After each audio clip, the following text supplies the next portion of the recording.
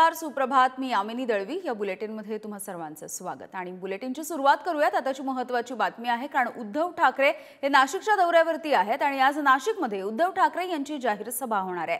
कार्यकर्त्यांच्या राज्यव्यापी शिबिराला आज उद्धव ठाकरे हे मार्गदर्शन करणार आहेत.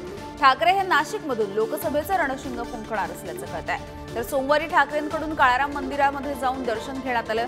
गोदातीरी महाआरती सुद्धा पार पडली आहे. यामध्ये ठाकरेंचं संपूर्ण कुटुंब सुद्धा त्यांच्या समवेत उपस्थित होतं आणि आज एक महत्त्वाची सभा होणार आहे.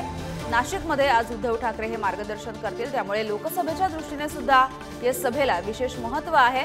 लोकसभेच्या निवडणुकांच्या दृष्टीने नेमक्या काय सगळ्या पदाधिकाऱ्यांना मार्गदर्शन केलं जातं, काय कानमंत्र दिला जातो, पक्षाचा नवा कार्यक्रम काय दिला जातो, याकडे आता सर्वांचं लक्ष असेल.